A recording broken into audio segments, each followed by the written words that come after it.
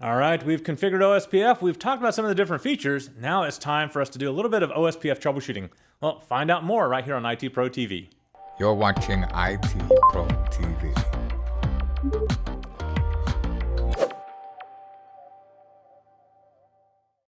We are diving into some troubleshooting OSPF right now because it is essential not only that we know how to configure it, but when we do something silly like typos, like I tend to do, we need to be able to troubleshoot those as well. And here to help us out, the Mr. Troubleshooter himself, Anthony Sequeira. All right, Anthony, I understand that troubleshooting is like one of your milieus. You love doing stuff like this. I do. You know, troubleshooting, it's very, very simple oftentimes to learn about the technology and then configure it from the ground up, maybe using a reference guide.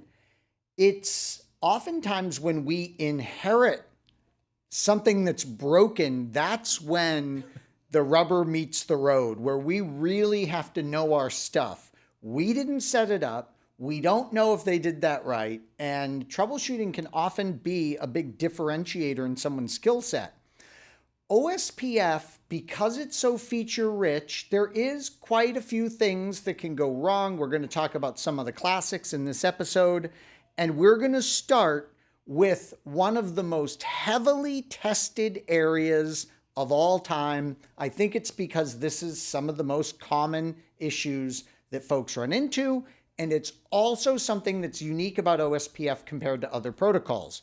You look at EIGRP, you look at Border Gateway Protocol even, they're very forgiving on neighbor establishment, neighbor adjacency formation.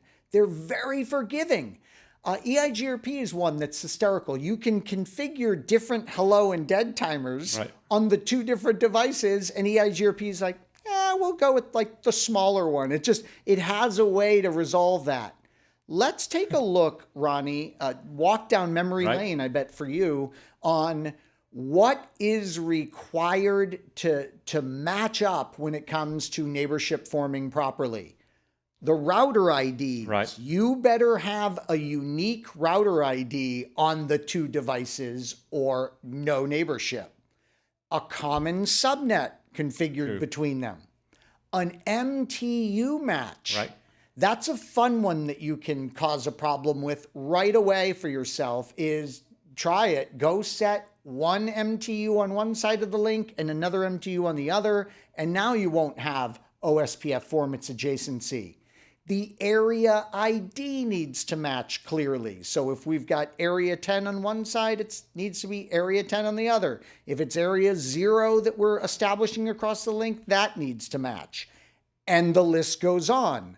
The DR, when you're in an environment where you need a designated router, like our broadcast network type, you better make sure that you don't do something silly like you cannot be a DR and you cannot be a DR, and then you have a broadcast. It won't form an adjacency if you've disabled the capability to become a DR on both sides of that equation. I mentioned it a moment ago. The hello and the dead timers must match or no neighborship. What about authentication? The way in which you're authenticating and the proper keying information must be in place. And finally, the area type flag. So if you're trying to create a not so stubby area, then you better have that match. I want to talk about that for a second. One of the things that tends to happen with exams like Encore is there will be a question, let's say, totally hypothetical. Let's say there's a question about like the area flag not matching, and they do say like not so stubby. What happens is a learner sees this when they're taking the exam, and then they get on like Twitter and they start this whole thing about the special area types are on this test. No. That's not fair. It was really a question that they saw about neighbor establishment. They're not being tested on what's the difference between a stubby and a not so stubby area. The areas really weren't there. So watch out for that.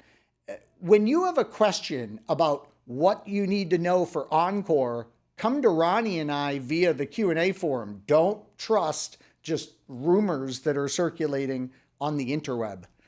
All right, so Ronnie, this is another area. I mean, that was a lot of things. Look at that. This is another area where flashcards can really be beneficial for you to remember all of those things that can cause your neighbors not to be friendly. Let's transition now to the network types. You and I were laughing about this before the show, before the episode, because it's just not so common that we run into these that much anymore. It's like point to point or broadcast. And that's because a lot of the underlying physical properties like frame relay that we used to really worry about and have these different network types for, we don't see much of it anymore. But remember, there's point-to-point, broadcast, non-broadcast, non-broadcast multi-access, point-to-multipoint, and loopback network types possible. There are going to be the ones that are perfectly compatible with each other, and then the ones that would stop peering from forming. Or you brought up a great one. Which one is it, Ronnie? I think it's like is it even the point to broadcast? Right. That, like the neighbor will come up and everything looks okay, but then it doesn't work right. Right. So you'll never advertise routes if that happens, even though the neighborship comes up. Yikes. So I know that in troubleshooting something like that, that's the one that probably would get most CCNAs. Yep. Because they won't have that experience. They'll see neighborships up, should be sending routes, and it's never going to send routes.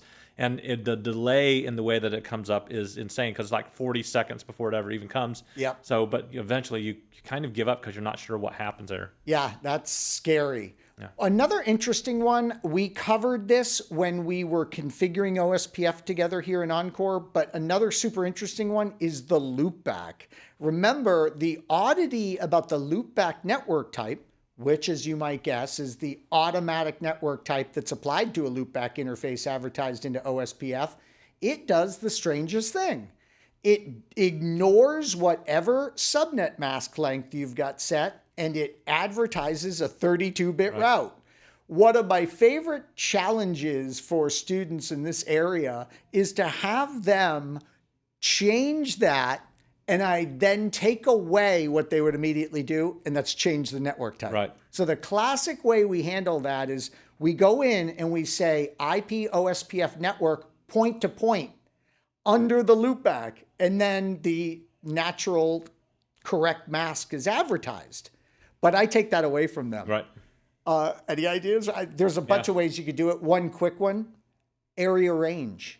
Go ahead and summarize the 32-bit to the natural mask as a workaround. Right. And there's many more than that you could do. Remember, there's typically more than one way to solve any challenge in our environment. Well, here's the compatibility, and it makes good sense. Match up broadcast with broadcast. Match up non-broadcast with non-broadcast. Match up point-to-point with point-to-point. Point-to-multipoint with point-to-multipoint. Broadcast to non-broadcast, that'll work just fine. You do want to adjust the timers, though, just like point-to-point and point-to-multipoint. Adjust those timers. Again, I would make flashcards here, but Ronnie, the only really thing we need to flashcard is those last two because all the other ones are super obvious. Just match it. Yeah, there's no doubt. So, you know what? We have one more thing to talk about, Ronnie, and that is neighbor states. Okay. We didn't really elaborate on this when we were configuring because it reminds me a lot of BGP, Ronnie. When you do things right, you just go from the down state to the full state like that.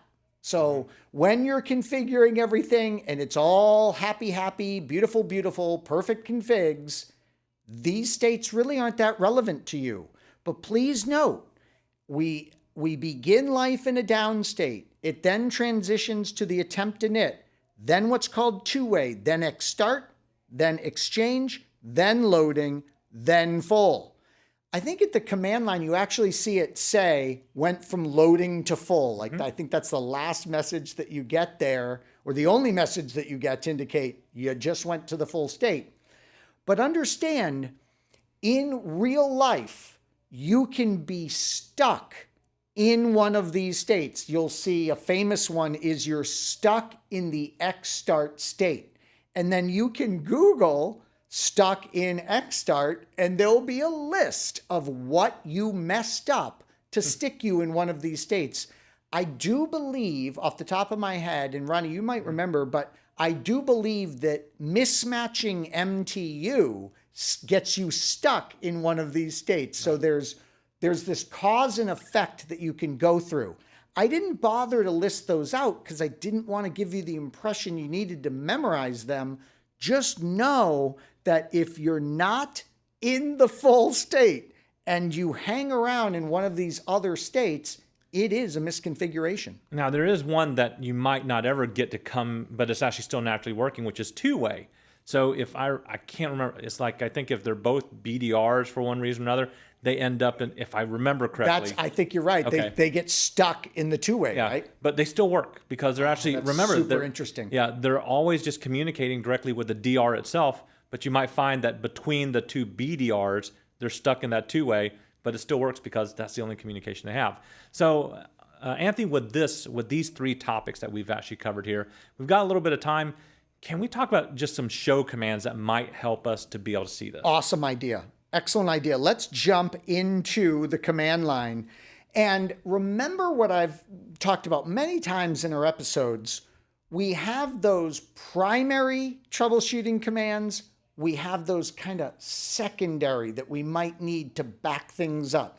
The ultimate example, Ronnie, of the secondary for me is this one. It's show IP OSPF database.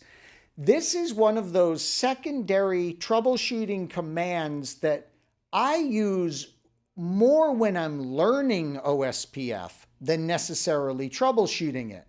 The primary that we use, of course, is show IP OSPF for the neighborships. This one is absolutely critical.